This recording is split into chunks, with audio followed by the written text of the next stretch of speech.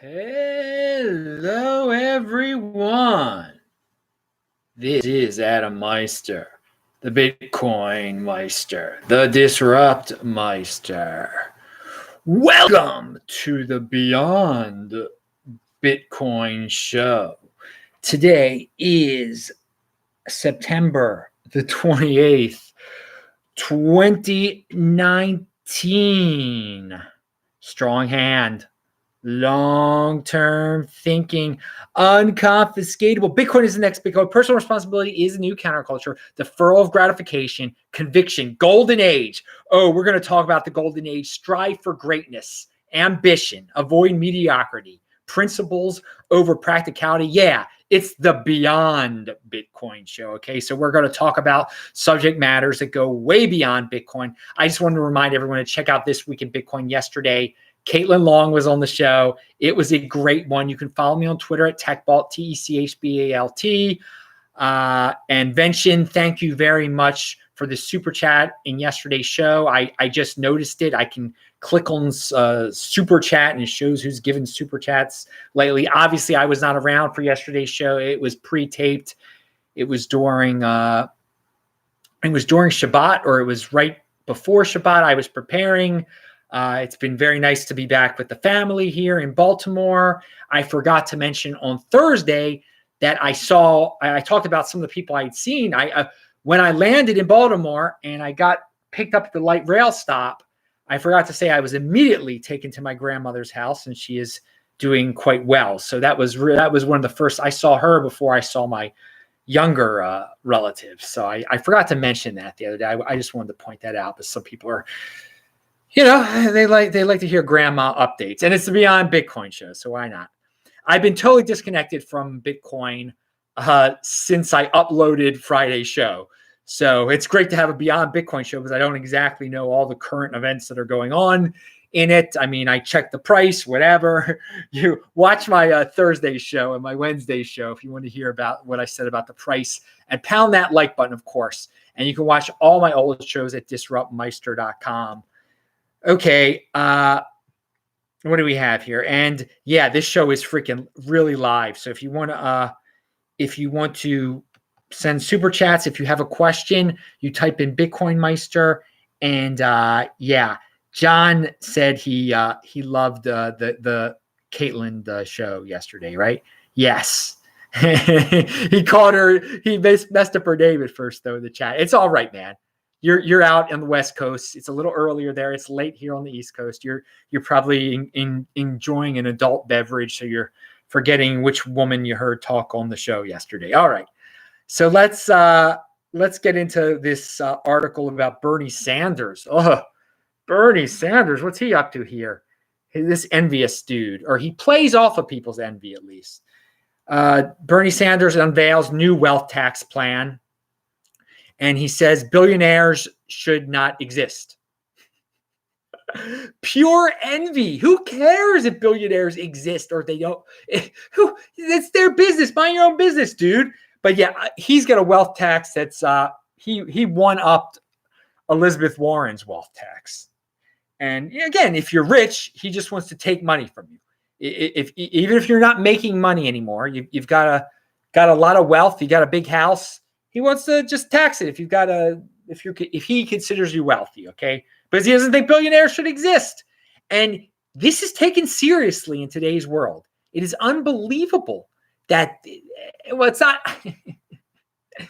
it would have been considered unbelievable in 1999 when the internet was coming out or something like that, that 20 years later, we'd be talking about billionaires shouldn't exist, and Bernie Sanders, that nut from Vermont, would be a major candidate for president.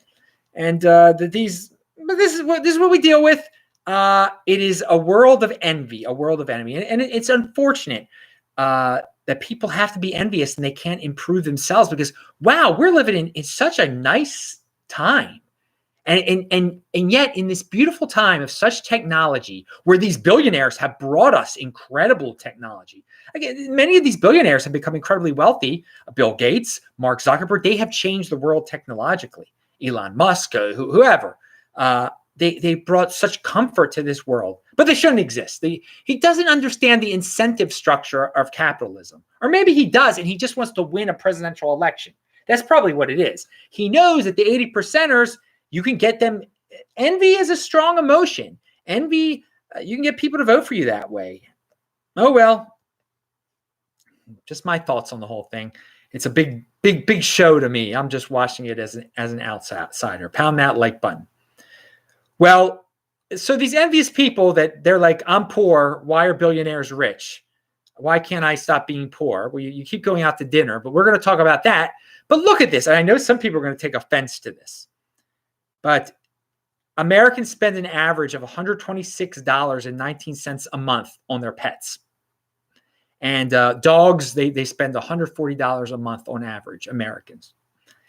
That's a lot of money over time, okay? I mean, over a year, that's over $1,500 with the dog and with the average pet there. Yeah, it's and some of these people who say they're poor, who are envious of the rich, they got 2 dogs, they got big dogs, pit bulls. How much does it cost to feed a pit bull? And they're saying, and they're on welfare, and why am I poor? You don't. A dog is a luxury. Yes, it's a luxury, and it costs quite a bit. And yeah, and some people just go all out on their dogs. Hey, it's a free world. Okay, personal responsibility is new culture. If you want to buy your dog clothes and everything, be my guest. But then and then if you say you're poor, why am I poor? Why the rich should be taxed? Where's that coming from, dude? Personal responsibility. You don't have to clothe your darn dog. Learn how to budget. Learn how to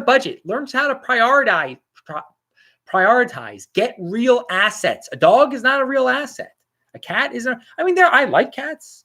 I don't like dogs, but I can understand why people. If you can afford a pet, get a pet. But my point in bringing all this up is there are so many Americans out there that they can't afford pets. They really can't afford pets. All right. And I see Usagiyami, and I love seeing him in the chat. It's great to see you. He says, watch Tulsi Gabbard overtake the top 3 Democrats. And I know you like her. No, she's not. She's not going to. She's not even going to be in the next debates. They want to vote for people they think are going to win. They don't want controversial people. She's not promising them wealth taxes. She's not promising them free stuff. That doesn't really work in election land. It's not a pretty world over there. It's the world of let's try not to offend anyone and bribe the voters. Whoo! Adam talking Dogecoin. Yeah, that's closest Dogecoin you're going to get here when I'm talking dogs on Beyond Bitcoin. And pound that like button. But yeah, a dog. Yeah, some of these coins are quite doggish, I got to say. What do we have here? 73.5 hour fast. It was the perfect timing for it, I got to say. I started in Israel on Tuesday night. I had dinner, and then I had a very late flight on Wednesday night. So I didn't eat all of Wednesday. And then you land in New York on Thursday, get to Baltimore Thursday afternoon. You're already at 48 hours by that point because of the time zone difference. And I was tired, and I slept quite a bit. I woke up to do the show, went right back to sleep, and before you know it, it's the next day. And it's almost the afternoon, which is 72 hours because in Tel Aviv, it's night. In Baltimore, it's a 7-hour difference. And I was, I got it to 73.5 hours. I felt great. It was a very good fast. You don't eat on the plane. You don't want to eat on the plane. The plane ride was like 11 hours, I think. It's longer when you're coming back. When you're going west, it takes a longer time because of the winds or something. So yeah, Tel Aviv to New York is 11 hours. Then you get on a plane. A short plane ride to Baltimore. And I'm going to talk about that plane ride in a second, what I found on the shorter plane ride. And I also have to say, whoa, yeah, the gate for the New York to Baltimore flight on Delta, last gate at the terminal. You got to be in shape to do that thing, baby. Or there's actually, I noticed some terminal bus, but I didn't bother with that darn thing. Okay, so moving on. As you can all see, I've got a big smile on my face. But I'm always happy. I love life. I realize that we're in this golden age. And I think it's a good perspective to have on life, that this is the most comfortable humanity has ever been. I mean, poor people all over the United States of America have answers to everything in their hand. They have cameras in their hand, video cam. Their phones do everything for them. Okay. Now I don't even have one of those darn things. I don't have one of them, but you do know that so many of them do, and it's just amazing. But yet there are so many there's different types. There's the doomers. Then the doomers, there are not that many doomers that are just like, oh, the world's going to end. I got to get gold. Oh, I'm waiting for the collapse. They're usually guys, and that's their thing, whatever. But then we got these panic prison people with the climate stuff, and they're just always looking for a bad way of looking at the world, and a negative way. Oh, it's awful. If there really is a climate problem, there's so much opportunity out there to make profitable businesses that will clean the environment. And this is not about forcing people to do stuff. Be an entrepreneur if you think if we're going to have some climate challenges, environmental challenges, make some money off of it. And at the same time, is the world, or should you be in a wild panic when we do have billionaires out there, very rich people who have figured out all sorts of other problems for us? Okay. There are all sorts of people figuring out all sorts of problems. I just saw a light outside that freaked me out, but okay, I know what it is. Whoa, you might have saw something in my face there.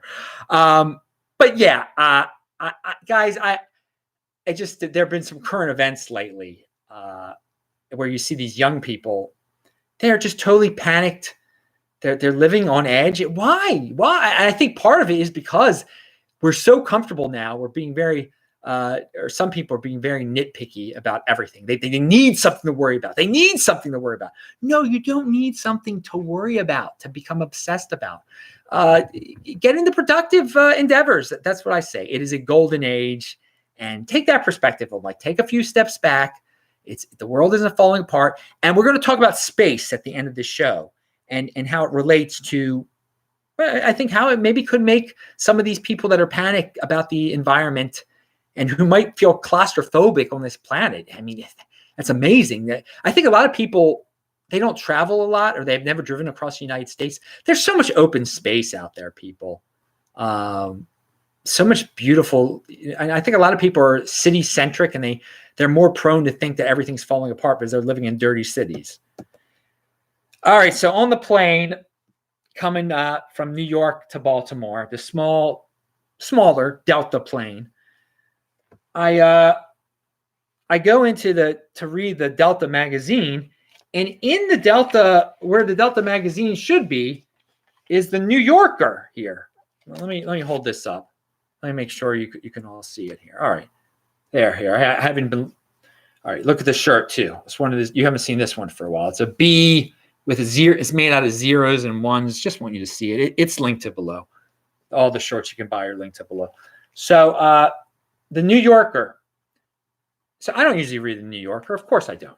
I wouldn't buy a magazine, and I wouldn't buy a $9 magazine. Oh, $9 for a magazine? Oh my Lord! The people these New York elitists, I guess they're buying it. I mean, there's so much free information out there. So yeah, total waste of money, especially when I get it for free. So there's some interesting stuff in here, and I'm sure you can go if you're on the streets in Manhattan. I bet you can find this for free outside of a convenience store in the garbage can or something like that. And it's not dirty or anything like that if you really want to read it. This is something you can dumpster dive for, I'm sure, easily. If you wait a week or whatever, I don't know how often it comes out, you can get an old edition definitely for free. Now, I did read this story, though. Ideas in the Sky. Jonathan Lagarde believes a wild imagination could save the world. Now, this guy is definitely, this Jonathan Lagarde dude is a liberal. I'm pretty sure he's a liberal, politically liberal, okay? So yeah, that's his business, whatever. But he talks about in Africa having delivery drones in the air, because they don't have good roads in certain parts of it, most of Africa, bad roads. Why not make drones legal there? And entrepreneurs will come in and create these drones that move vital resources from one village to another. And they just, just like they skip landlines, they skip roads. They go straight to drones. I mean, we don't have drones delivering things yet here in the Western world. They could be ahead of us. And I thought, this is a great, and he talks about the bureaucracy, and I guess the African leaders want their bribes and everything. Really unfortunate. But maybe I just thought this is a good idea. This is a good. I probably don't agree with this guy politically or whatever, and that's just awesome. That someone you can. You shouldn't judge people by their political ideology. If they got good ideas, they got good ideas. Okay, and so this guy. You shouldn't, ignore a person's good ideas because of their political ideology. How about that? So I like this attitude that he believes a wild imagination could save the world. So he comes up with wild ideas. And that just reminds me, tonight people are talking about SpaceX and Elon Musk. And I love guys like that. I love people who think big. And people say, oh, no, that can't be done. We can't go to Mars. We can't have African drones in the skies, delivery drones. No, let's do it, baby. This is the golden age. That's the attitude I take. Not that the world is falling apart and it's about to burn and we must be forced to not eat cows anymore. Okay. All right. I like cows. I've been having some cow lately. Have a cow, man. Pound that like button. Here is a tweet from Travis. No. This is some guy named Amir said this. And this is another guy that's dreaming big. This guy was behind Airbnb. Travis Kalanick has said his kitchen rental startup, Cloud Kitchens, could be worth $2.5 billion now, up from $450 million in early 2018. Okay, I don't care about that. And will be bigger than Uber. Oh, wait, or was he one of the founders of Uber, this guy? What did I say? I didn't say Uber. I said Airbnb. I don't know what this dude, Travis Kalanick, was about, either Uber or Airbnb. And so this is a very interesting idea, this kitchen rental startup called Cloud Kitchens. Now, I am not a person who eats out, and I encourage people to save money by not eating out and not getting delivery. But 80%ers are going to do what they're going to do, and they keep on getting their welfare dollar. They keep on valuing their wealth in dollars, and they are spending machines. So why? I mean, hey, man, if we're living in this world where they keep on spending, so why not cater to them? Why not make it cheaper to do deliveries? So this guy has created a system where different restaurants could just set up there in a big ugly warehouse, little cubicles. They all share. It cuts down on cost, and everything's delivered from this one location by a generic delivery service. So it saves money. You can look up Cloud Kitchens. I thought it was an interesting idea. And again, it's nothing I would ever use. I don't use Uber either. But it's good in the current environment where people want the food deliveries, and it'll lower costs. Not that, dude, these people, they don't care about cost. If they cared about cost, they make their own darn food. All right. He'll lower the cost for the producer, for the people who own the restaurants at least. How about that? They'll be happier. So here's a tweet from Benedict Evans. And I don't know, are people asking questions here? All right, here we go. No, yeah, Roman Q says, do you know if Baltimore has paid the Bitcoin ransomware? No, they never paid it, and it cost them millions of dollars. I've talked about it in other shows. They never paid it. They fixed it eventually. It cost millions and millions and millions of dollars. It was horrifying. Absolutely ridiculous. So no, they did not. They did not pay with the ransom, which wish I didn't say that word, but okay. YouTube doesn't like that word. Pound that like button for YouTube being completely ridiculous like that. We'll see how that works. But yeah, Baltimore could have paid that Bitcoin, and it would have cost a lot less. But hey, it's Baltimore being Baltimore. What are you going to do? Yeah, Adam, stay away from eat. Someone says, stay away from women. Eat once a day. Don't live until you. Yeah, okay. If you used to say buy and he says I used to say buy and hold 2020, but now you say 2020. Now you say 2021. No, I don't, dude. See, this is it's just an example of a guy who's impulsive here. I still say don't sell your Bitcoin until after 2020. Never sell your Bitcoin. I say never sell it. The Bitcoin we've lived through this before. And you don't pay very close attention. Okay. Remember the 2016 halving? We went up at the halving, then it went down a little bit. Then by the end of the year, 2016, it had gone up. And then 2017 was the huge year for Bitcoin. So I have talked on this show about the 210,000 block theory. And if the 210,000 block theory remains true, then in 2021, which is 210,000 blocks from 2017, Bitcoin will be worth more. So then it will be at a new all-time high. That is what I'm saying. So I'm saying 2021 will if the theory remains true, and I think it will, that November of 2021 we will definitely be at a higher point than $19,600. Now I'm not saying I'm not saying that's don't sell your Bitcoin until then. You can. Well, I am saying.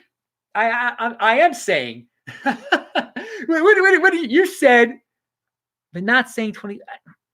Stay away from women. Wait a second. What's it say? 20. You used to say buy and hold until 20. I'm saying at the dudes. You should hold on as long as possible. That is what I am saying. That is what I'm saying. But if you must sell for some unknown reason, and I guess sell in 2020, but I think it's ridiculous to do so.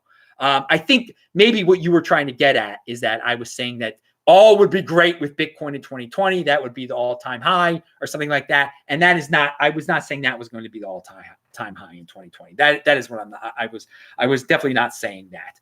But no, you don't have to stay away from women, people. I mean, this guy, Eddie, who says this about me, he thinks like I haven't lived the life or something like that. Dude, I have banged plenty of women, okay? We've talked about that on past shows. I've drank and partied like a freaking rock star, okay?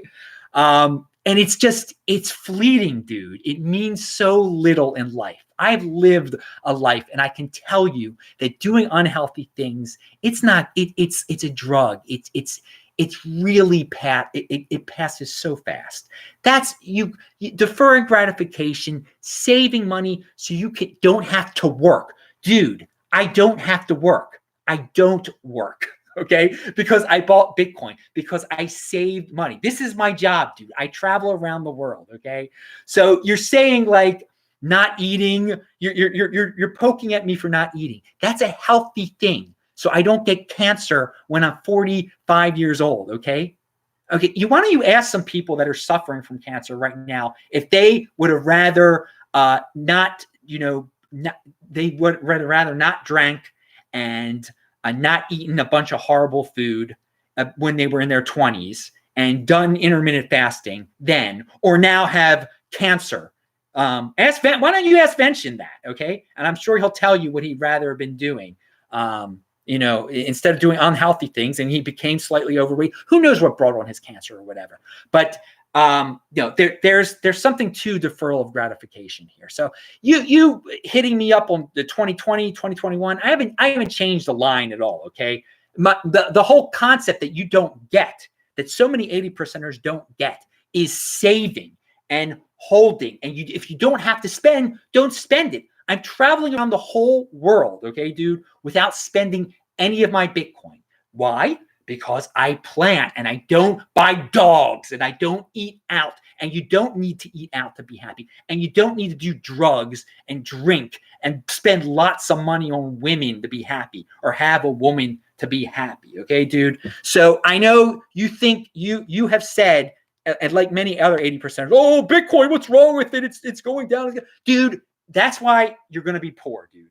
You have to have long-term thinking. You have to understand what savings is, okay? And dude, if you haven't noticed, I have completely mastered that concept, and it's paid off quite well for me. And so but just because hey, it's a good life now or whatever, doesn't mean I'm not still going to try to improve my life by doing intermittent fasting, by doing healthy things, by not drinking, by not doing ridiculous drugs or whatever everybody's doing out there today. Okay, I'm trying to be on this planet as long as freaking possible in a healthy mood. So this is the thing. A lot idiots like you, I shouldn't say idiots, 80%ers like you, because some 80%ers aren't idiots. You think that not eating is that's unhealthy. You think healthy is what? Going to McDonald's or doing what the government tells you, eat a bunch of sugar filled foods because it's happy, because the candy tastes good. Yeah, candy tastes great, dude. Candy tastes great. Whatever, man. If you have no self-control that you can't eat for 24 hours, that you can't eat for 48 hours, you're that weak. I mean, I have little respect for people who don't have self-control, who have no self-control. I mean, this is the world we live in. What I've been describing is a world of people who have no self. They're so impulsive. They must have it now. They must have it now. And so you don't get it, Eddie.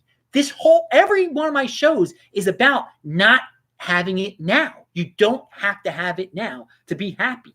You don't have to have it now to be wealthy. In fact, to become wealthy, you're going to have to wait on some things. You're going to have to be able to save and create new things. And savings helps you create, okay? So there you go. There's a little comment on you right there. I mean, do what you're going to do. Personal responsibility is the new counterculture. But for you to say this, the 20 that I've changed my thing from 2020 to 2021. No, the halving's still 2020. It's still a very important thing. I'm not selling my Bitcoin no matter what. But the all-time high, there's no guarantee the all-time high is going to be broken in 2020. And I never said that. That's not what the saying was about. All right. And so, yeah, want to clarify, people.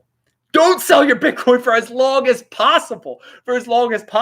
Okay? 2020, 2021, 2025. I don't care. Hold on to it as long as possible. Because, you could have been like Eddie or whatever, and back in, I dropped to the 300, I'm selling it now. When I was saying, hold on to it for as long as possible. 2020 halving. Okay, so that's what I was saying back then. 2020 halving, when it was $700, 2020. So you just get some goal in mind. So you don't do some ridiculous thing like this guy's saying to do, spend it on women and booze or whatever. Ridiculous. How about if I would have spent all my money, all my Bitcoin on women and booze in 2016? Then I have nothing now. I have nothing.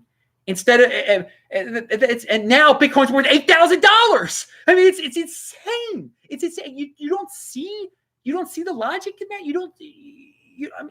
If you don't understand that, you haven't learned from what's going on in Bitcoin. I don't know what else to say. I don't know. So yeah, we got a little bit of Bitcoin in here too.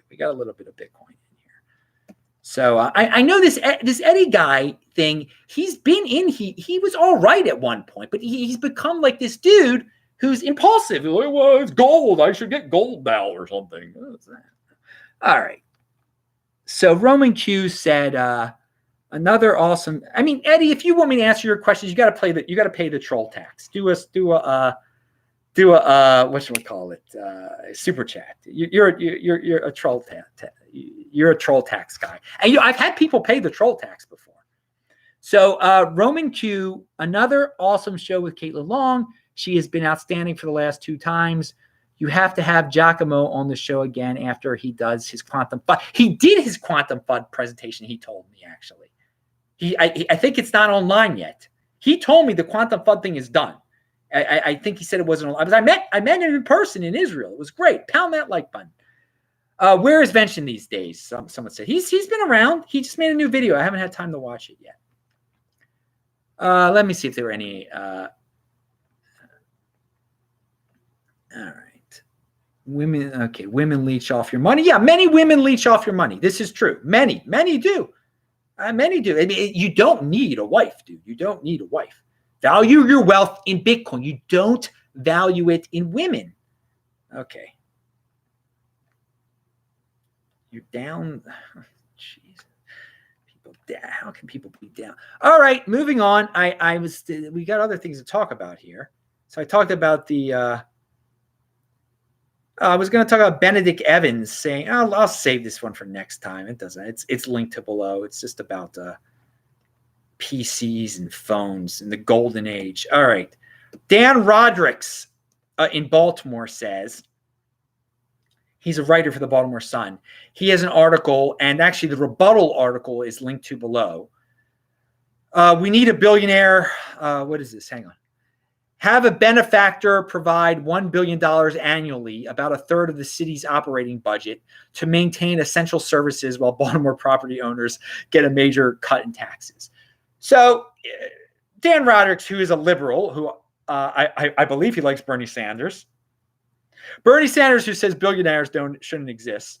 This guy, this possible Bernie Sanders supporter, says that a billionaire should just give $1 billion to Baltimore annually, just for the heck of it. Just for the heck of it, to bail out Baltimore.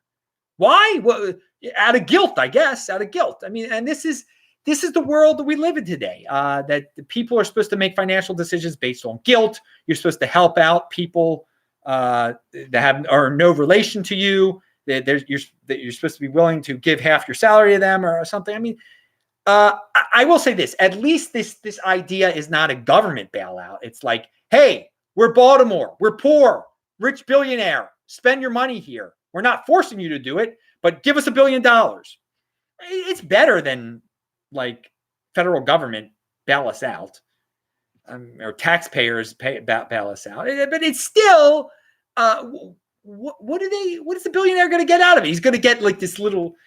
Some of these billionaires do get jollies out of stuff like that. So I mean, maybe they get. Hey, it's worth a shot, dude. It's worth a shot, I guess. But the rebuttal said, why don't you just lower the property taxes, and people will move to the city, and get rid of some of the useless workers. There's only useless workers in Baltimore City. I mean, when they had when the city was being held hostage by that R-ware, I mean, people weren't working, and the city was working fine. All right. So very interesting. It's come to this in a major United States city. They have to beg billionaires for money, guilt some billionaire. And this is taken as a logical solution that people are, oh wow, maybe that'll happen. You know, Melinda Gates has given a lot of money to Africa. Maybe they'll give money to Baltimore. Who knows? I mean, you can't rely on benefactors, dudes. You can't rely on rich benefactors. You got to do it yourself. Personal responsibility is a new counterculture, Baltimore. Figure it out yourselves. You brought this on yourselves. Get out. You dug this hole. Get out of it. Okay. I want to say that Bitcoin idealists out there think all people are motivated to get into Bitcoin. And they're not right, actually. People want to fit in. And they just want to be comfortable, and they love stuff. The dollar is so convenient. Credit cards are based around it. So, no, people aren't. They're logical people are motivated to get into Bitcoin, okay? Logical people who know about savings and deferral of gratification, and they can see, wow, this is real money. There's only going to be 21 million of it. This is, of course. But then the Bitcoin idealist think, well, everyone has to see this. Everyone has to see how great Bitcoin is, and they'll be motivated to get. No, they're not like that. They don't see it at all. They want to fit in. They want to get their big houses with their money, with their dollars, get paid in dollars. They have to keep up with the Joneses, get their big SUV. So you get to take the kids to all the fancy restaurants, brag to their friends, get the latest gadgets. So no, they're not going to get big. They're going to be stuck in the welfare dollar world. Move to the best area so they can go send their kids to the best government school. Yeah, and I'll save that one for next time. So because now we're running late. Ooh, yeah, I've been on for a little while here. What do we have? Let me see if there were any other questions. But no, it seems logical to us, to 20%ers. Oh yeah, everyone's going to get into Bitcoin. It's good. It'll be Bitcoinization. Everyone in their right mind. It makes so much, and yeah, for us it makes sense. For everyone, it should make sense. But most people, No, most people aren't motivated at all by they can't see the long-term benefits. They want an immediate benefit. When with Bitcoin, they want it now. They want an immediate benefit. And they're like, well, why am I buying this money in the sky? What's it doing for me now? Now I want to and they say, well, I can buy this Porsche with my dollars. That's giving me a jolt of happiness now. I can get a bunch of alcohol and it's giving me a jolt now. All right. This is Normonic says, so many of our political problems in the U.S. would be resolved if we reaffirmed and regained some non-central policy setting norms. We aren't supposed to all agree. That's why we have 50 separate states. This simple idea is being lost in a frenzy for control. Yes, I love that. Now, again, I don't like politics, but states should go their own way. That's the way it was meant to be. People should not be control freaks and care what someone that the people in Montana should be doing exactly the same thing the people in Illinois should be doing. We should all live under the same exact federal laws, same federal, everything's federal, dictated by the federal leadership. We're all the same. All the states are the same. Everyone's in the same. Everyone's got to fit in. No, that's not, this is go your own way. That's what the states are. They're supposed to be experimental places. So this guy brings up, if people could just back off and say, you know what, I'm an abortion. I like abortion. I live in New York. We have abortion in New York. We have abortion in California. Montana, they don't have abortion. But don't go out Montana then. I'm not going to go to Montana because I can't get an abortion there. If don't let every state be its own experiment, okay? But most people that are involved in the political scene, they can't just let it go. They just can't let it go. If it's another state, they think they got to mind that state's business. They got to care. They live in Vermont. They got to care what's going on in Alaska, and that's unfortunate. Go your own way. Be independent. The states can be independent of each other. These people are collectivists. That's the very definition of collectivists on the federal level. And again, collectivism is the default. Individualism is the accomplishment. All right. And the last thing I wanted to say was Dr. Robert Zubrin was on Fraser Cain's Universe Today show. And it was a great ending of the show. I like Dr. Robert Zubrin. He is a big dreamer also. He wants people to move to Mars. He wants people to move everywhere. He's a really smart guy. And he says that what's going to bring down Earth is bad ideas. And some of these bad ideas revolve around, and the bad ideas lead to the mentality of countries, people within different countries saying, we're going to have it out one day. We're going to have it out with China one day. It's just, there's not room enough for the United States and for China on this globe. They do things their way. We do things our way. There's not enough room for us. We're going to clash. There's going to be a war. It's going to that bad idea mentality. We're going to have it out mentality. That they're limited resources. They're only limited resources, and the United States is either going to win, or China's going to win, or Russia's going to win, or whatever it's going to be. And that's and he's got a point there. That with that closed-minded mentality, that it's limited, that this scarcity mindset, you're going to have an anti-scarcity mindset. People with space, there is no roof on the earth. Okay, he brought that up. There's no roof on the earth. All of the powers on this planet, if they feel claustrophobic, that there's not enough here for us and the Chinese, well, go into space. That will help cure some of the people's. And we were talking beforehand about the environmental people who think everything's going to go to heck on this planet. Well, if we go out into space, you won't feel as claustrophobic. That there are other resources out there. If the Earth goes down the tubes, well, we will be on other asteroids, and the Earth isn't going to go down the tubes. We'll have space stations. This is the beauty of space. It gets that anti-scarcity feeling away, gets rid of it. It gets rid of the claustrophobic feeling, the panic prison feeling that countries have, and we're going to have it out one day. It's just there's not enough land out there. There's plenty of land out there, but people just they don't see it that way. But if they expand their mind in the space, maybe they will see it that way. Okay, I'm Adam Meister. That's the show. I'm Adam Meister, the Bitcoin Meister, the Disrupt Meister. Remember to subscribe to this channel, like this video, share this video. Yeah, and eventually was here yesterday. He sent me that super chat. I mentioned him. Just Learn Bitcoin says 80%ers say when moon and 20%ers say how long can it go? Because we want more BTC. One can never have enough BTC. No, one can never have a value your wealth in Bitcoin. One Bitcoin equals one Bitcoin. Pound that like button, bang that bell button, click on those squares. Follow me on Twitter at TechBalt, TechBalt. And yeah, that's it. I'm clicking end stream. See you in the chat. Nice shirt.